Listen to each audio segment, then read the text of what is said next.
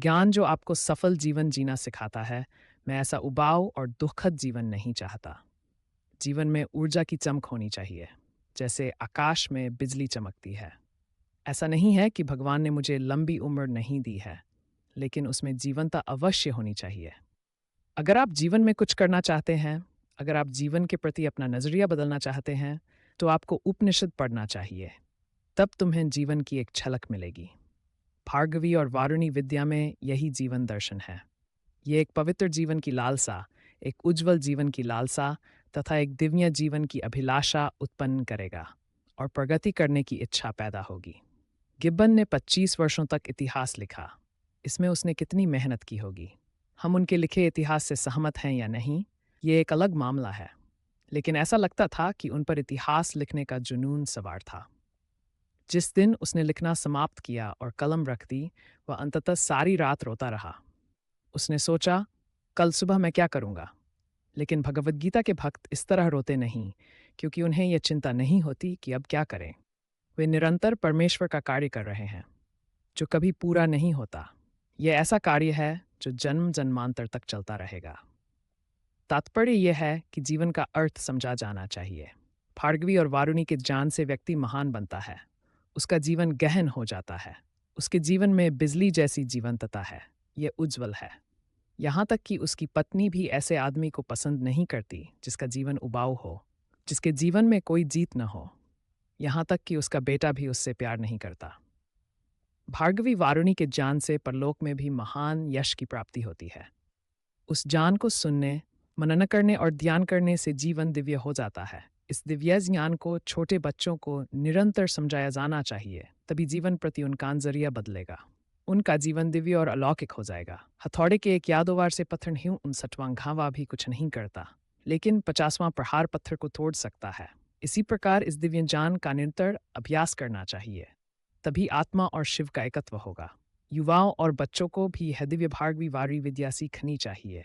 यह राजसी विज्ञान राजाओं का विज्ञान नहीं है। राजसी ज्ञान वह ज्ञान है जो किसी व्यक्ति को राजा बनाता है। दुनिया में मैं राजा हूँ, गुलाम नहीं। मैं तो भगवान का सेवक भी नहीं हूँ, मैं ईश्वर का पुत्र हूँ। भगवान ने स्वयं गीता में ये बात कही है। भार्गवी ज्ञान से मनुष्य राजा बनता है। सेवक बनने के बजाय व्यक्ति परमेश्वर का पुत्र बन जाता है, मनुष्य देवता बन जाता है।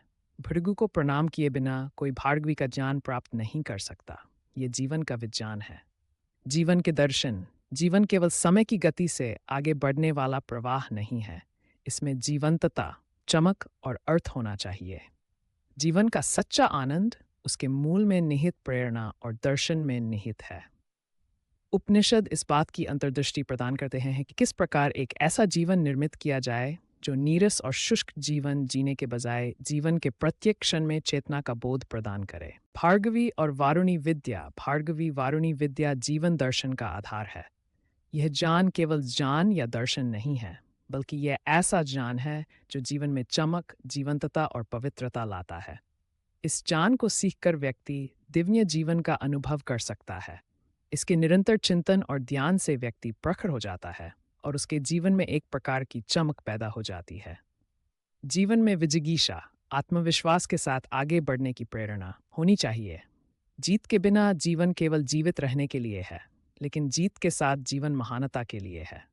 भार्गवी वारुणी के ज्ञान से हम अपने जीवन के कण कण को उज्जवल बना सकते हैं। संजीवनी विद्या ये ज्ञान नया जीवन देता है। ये राजत्व का विज्ञान है, क्योंकि ये मनुष्य को दासता से मुक्त करता है तथा उसे आत्मसम्मान के साथ जीवन जीना सिखाता है। जैसा कि भगवान ने गीता में कहा है, हम भगवान के सेवक नहीं, बल्कि उनके पुत्र हैं। इस ज्ञान का चिंतन मनुष्य को जीवन का सही अर्थ समझाता है और उसे दिव्य जीवन की ओर ले जाता है। ज्ञान का महत्व शिक्षा बचपन से ही दी जानी चाहिए। पत्थर पर चाहे जितनी भी चोट की जाए, वह अंतिम चोट के साथ ही टूट जाता है।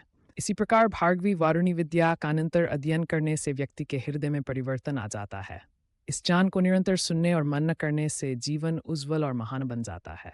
अर्थ यदि आप जीवन का सही अर्थ जानना चाहते हैं, तो आपको उपनिषदों का ध्यान करना चाहिए। यदि आप अपना जीवन उज्जवल बनाना चाहते हैं, तो आपको भार्गवी वारुणी का ज्ञान अपनाना चाहिए। जीवन के ऐसे दिव्य दृष्टिकोण से ही हम महान बनेंगे और हमारा जीवन सार्थक और अलौकिक